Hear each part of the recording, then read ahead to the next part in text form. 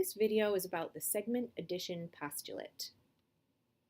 A postulate, or axiom, is a mathematical statement that's accepted without proof. Now, why would a mathematician want to accept any statement without proof? The reason is that in order to prove anything, we have to begin with certain basic assumptions that can't be proved.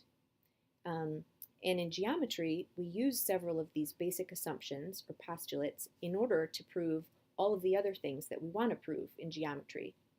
The first postulate we're learning is the segment addition postulate, which says that if point B is between point A and point C, then the length of AB plus the length of BC must be equal to the entire length of AC. Now, that looks pretty obvious, but it can actually be used to solve certain math problems. For example, suppose point B is between A and C, with the length of AB equal to x, and the length of BC equal to x plus 6. And we're also told that the length of AC, the entire thing, is equal to 24. And we're asked to find the value of x. Well, we can do this using the segment addition postulate, which tells us that the length of AB plus the length of BC must equal the entire length AC.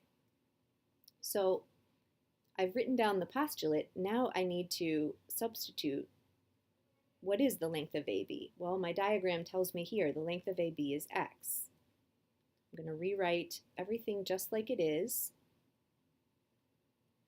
The length of BC here is equal to x plus 6. So I'm going to write x plus 6.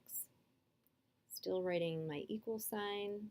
This was BC equals the length of AC, which we were told was 24. Now, this looks like a simple algebra problem, which it is, and we can do algebra to solve for x. So first of all, I'm going to combine my like terms. X plus x is 2x. I'm going to write plus 6 from up here equals 24. Now I'm going to subtract 6 from both sides of the equation, leaving me with 2x on the left-hand side.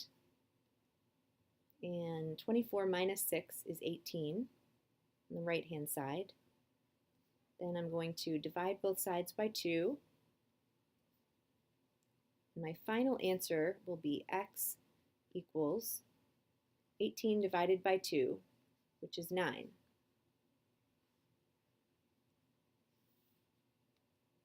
Now, suppose part B of the problem asks us to find BC. Well, we were told already in the first part of the problem that the length of BC was x plus 6. But now we know what x is.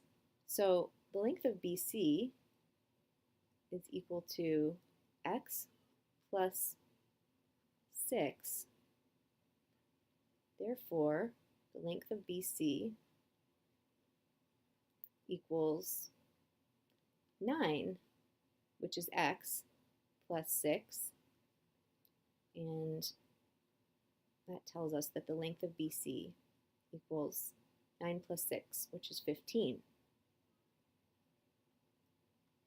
Done. Use this diagram to answer the following questions.